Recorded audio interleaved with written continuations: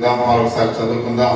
అపోస్తుల కార్యములు 10వ అధ్యాయము 34 నుంచి 38 వచనాల్లో దేవుడు పక్షపాతి కాడని నిజముగా గ్రహించుచున్నాం. ప్రతి జనములోనూ ఆయనకు భయపడి నీతిగా నడుచుకున్న వారిని ఆయన అంగీకరించును. యేసుక్రీస్తు అందరికీ ప్రభువు. ఆయన ద్వారా దేవుడు సమాధానకర్తకు సువార్తను ప్రకటించి ఇశ్రాయేలుకు పంపిన వర్తమానము మీరు ఎరుగుదురు. యోహాను బాప్తిజం ప్రకటించిన తరువాత గలిలయ మొదలుకొని యూదా అంతటా ప్రసిద్ధి సంగతి మీకు తెలియను.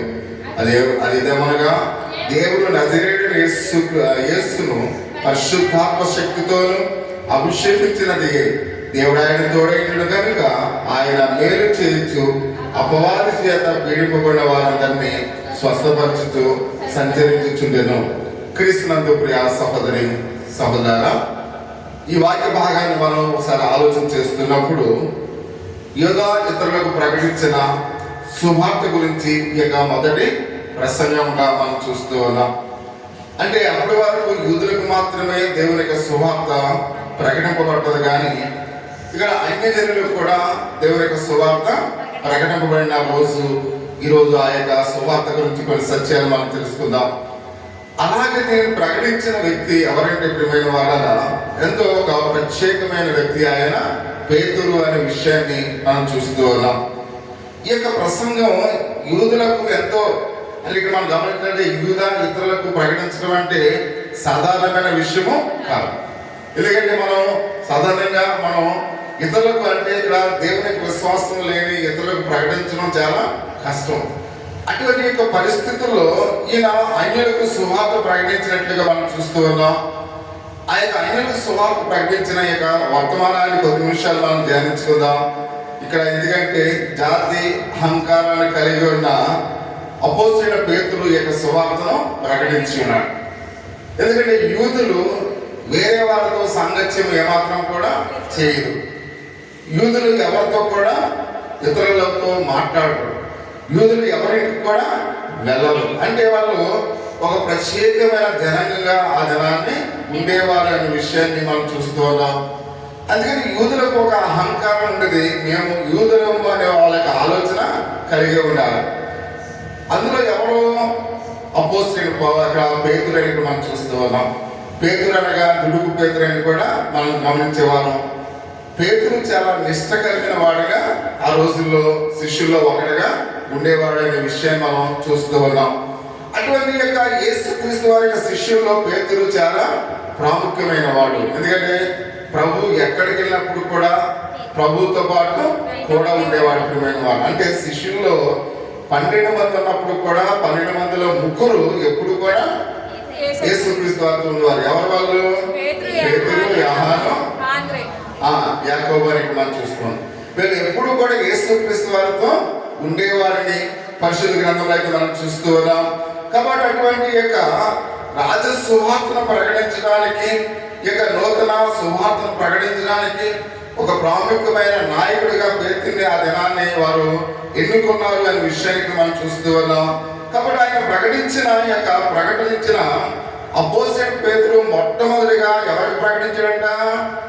అన్యులకు ప్రకటించినట్టుగా మనం చూస్తూ ఉన్నాం.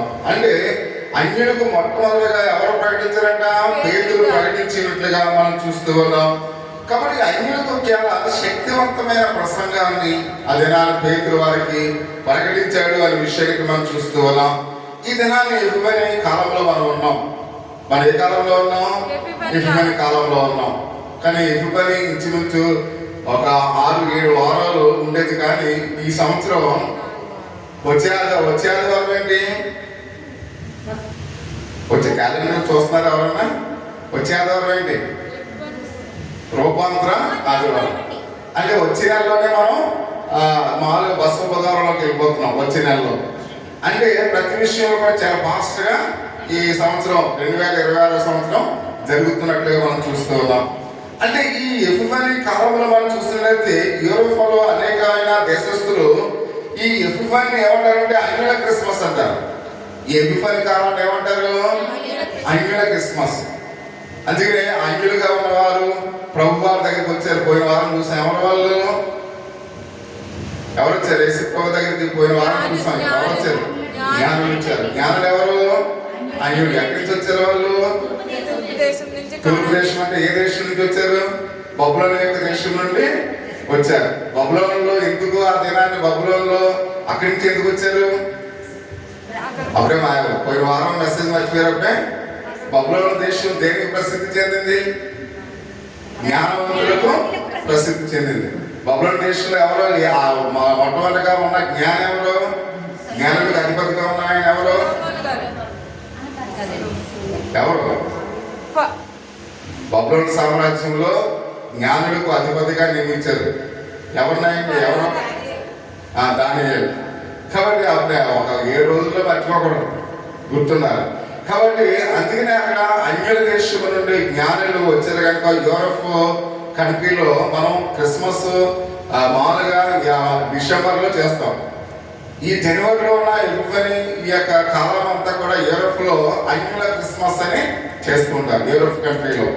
ఎందుకంటే ఇక్కడ మనం చూస్తూ ఉన్నాం, యేసుక్రీస్తు వారు జన్మించిన కొద్ది మామూలుగా నెలలు గడిచిన తర్వాత జ్ఞానులు వచ్చినట్టుగా మనం చూస్తూ ఉన్నాం. కాబట్టి ఈ లోక రక్షకుడికి వాళ్ళు ఏం తీసుకొచ్చారు? వస్త్రాస్త ఏం తీసుకొచ్చారు? గిఫ్ట్ తీసుకొచ్చారు, బహుమానాలని తీసుకొచ్చినట్టుగా మనం చూస్తూ ఉన్నాం. కాబట్టి అన్యులైన జ్ఞానులు యేసుక్రీస్తు వారు ఎంతకు వచ్చి ఉన్నారు కనుక ప్రియమైన వాళ్ళరా ఎపిఫనీ జ్ఞాపకం చేస్తుంది. ఇది అన్యుల క్రిస్మస్ అని ఎపిఫనీ కాలం ఏం చేస్తుందంట? జ్ఞాపకం చేస్తుంది అనే విషయానికి మనం చూస్తున్నాం. అలాగే ఇజ్రాయేల్లో కాక అనేక మంది ప్రియమైన వాళ్ళరా ప్రజలందరినీ కూడా రక్షించడానికి యేసుక్రీస్తు వారు వచ్చాడు. కాబట్టి ప్రియమైన వాళ్ళరా ఈ కాలంలో మనం దేవుని ఏం చేయాలి? ఆయన ఉచ్చరించాలి, ఆయన సంతోషించాలి. అంటే కేవలం యూదుల కోసమే ఆయన ఈ లోకానికి రాలేదు. యేసుక్రీస్తు వారు ఎవరి కోసం వచ్చాడు? ఆయన అందరి కోసం వచ్చాడు. ప్రపంచంలో ఉన్న వాళ్ళందరి కొరకు ఆయన ఈ లోకానికి వచ్చినట్టుగా మనం చూస్తూ ఉన్నాం. ఇవ్వని ఆదరణ ఒక నిర్దిష్టమైన వాక్యాన్ని ఈ రోజు మనం వింటూ ఉన్నాం. ప్రియ సహోదరి సహోదరుగా, అది ఇక్కడ మనం గమనించే అద్భుతమైన నిత్యమైనది ఈ యొక్క సందేశం. ఎందుకంటే దేవుడు పక్షపాతి కాడు అనే విషయానికి మనం చూస్తూ ఉన్నాం. దేవుడు ఏం కదంట? పక్షపాతి కాడు. అంటే పక్షపాతి అంటే కేవలం ఒక ప్రజలను మాత్రమే ఆయన ప్రేమించి ఉన్న వాళ్ళని విడిచిపెట్టేవాడిగా లేదు. చూడండి, మనం కూడా కొంత పక్షపాతాన్ని కలిగి ఉంటాం. మొదటి ప్రయారిటీ మన కుటుంబానికి, మన పిల్లలకి మనం ఇస్తాం. కానీ వేరే వాళ్ళకి మనం ఆ ప్రయారిటీ ఇస్తామా? ఇవ్వం ప్రియమైన వాళ్ళని. కానీ ఇక్కడ ప్రభువుని యేసుక్రీస్తు వారు అందరినీ కూడా ఎలా చూస్తున్నాడైనా? సమానంగా చూస్తూ ఉన్నాడు. ఒకసారి మామూలుగా ఒక ఇంటిలో ప్రభు వారు ఉన్నప్పుడు గబగబా ఒక ఆయన వచ్చి, అయ్యా యేసయ్య, అదిగో మీ అమ్మగారు వచ్చారు, మీ తమ్ముళ్ళు వచ్చారంటే, ఎవరు నాకు అమ్మగారు? నా వాక్యాన్ని ఎవరైతే వింటున్నారో వారే నాకు తల్లిదండ్రులు అన్నారు. చూడండి, తన సొంత తల్లి వచ్చినప్పుడు కూడా మా అమ్మ వచ్చిందని బయటికి వెళ్ళలేదు ఆయన. అంటే ఆత్మ సంబంధమైన వారే తనకి ఎంతో ఇష్టమైన వారిగా ప్రభు చెప్పాడు. అంటే ప్రభుకి మనకు డిఫరెంట్ ఏంటంటే ఆయన పక్షపాతి కాదు, మనము పక్షపాతతను కలిగి వారిగా ఉంటాం. అందుకే ప్రేమ సహోదరి సహోదర, ఇది నిజం. ఈ యొక్క మాట మనం నమ్మవలసిన వారు ఎట్టుగా మనం చూస్తున్నాం. ప్రభువుకి ఎటువంటి పక్షపాతం అనేది లేదు అనే విషయాన్ని మనం చూస్తున్నాం. మొదటి మాట ఇది నిజం ప్రియమైన మాట. రెండవదిగా ఇది ఆదరణతో కూడా నిజం. కాబట్టి ఎందుకంటే పక్షపాతం లేనివాడు మనకు రక్షకుడిగా ఉంటే, మనకు దేవుడిగా ఉంటే ఎంత గొప్ప విషయం గమనించాలి. చూడండి, అందుకనే మ్యారేజ్కి మనం చూస్తూ ఉంటాం, మామూలుగా భోజనాలు వడ్డించే వాళ్ళని బయట వాళ్ళని పిలుస్తారు. ఎందుకు పిలుస్తారు బయట వాళ్ళని? అందరికి అంటే వాళ్ళకి సంబంధించిన వాళ్ళు అక్కడ ఎవరు కూడా ఉండరు. వాళ్ళ టీం కాబట్టి అందరినీ కూడా సమానంగా చూస్తారు. కాబట్టి మనం పెట్టకుండా మన వాళ్ళే పెట్టామనుకోండి, ఏమవుతుంది? ఎవరి బంధువులకి వాళ్ళు మామూలుగా వడ్డించేస్తారు. అంటే అక్కడ మన వాళ్ళకి ఏముంటుంది? పక్షపాతం ఉంటుంది. మా బంధువులు, నా భార్య తరపులు, లేదా నా మామూలుగా మా పిల్లలు తరపులని వాళ్ళు ఏం చేస్తారు? కొంత పక్షపాతాన్ని కలిగి. ఆ వడ్డించి వాళ్ళు వేరే గురించి వచ్చారనుకోండి, వాళ్ళకి ఎవరో అందరూ సమానమే. ఆ మామూలుగా వివాహకర్త ఏదైతే చెప్తాడో లాస్ట్ వరకు అదే దాన్ని వాళ్ళు ఏం చేస్తారు? కొనసాగిస్తారు. వాళ్ళు ఎవరు చెప్పినా ఏ మాట కూడా వాళ్ళు వినరు. అలాగనే అటువంటి వాళ్ళు ఉన్నారనుకోండి, మన భోజనానికి ఎప్పుడైనా కానీ మనకి భోజనం ఉంటుంది అనే ఒక ఆలోచన మనకి ఉంటుంది. ఎందుకని? ఆ వడ్డించే వాళ్ళకి అందరూ సమానం కాబట్టి చివరి వారు కూడా అన్ని కరెక్ట్గా ఉంటాయి. కాబట్టి మన వాళ్ళు అనుకోండి, నుండి చివరి వరకు అన్ని ఉంటాయా? అన్ని ఉండవు. అంటే మనం ఇక్కడ ఆదరణ కలిగి ఉంటాం. ఎందుకంటే ప్రభువు పక్షపాతి కాడు కాబట్టి యేసయ్య అన్ని కూడా ప్రేమిస్తాడు. ఈ మాట మనకి ఏం కలుగు చేస్తుంది? ఆదరణ కలుగు చేస్తుంది. కాబట్టి ఆ మామూలుగా నన్ను ఎలా చూస్తున్నాడో ప్రతి మంది కూడా అలాగే చూస్తాడు. ఇక్కడ మనందరూ కూడా అలాగే చూస్తాడు.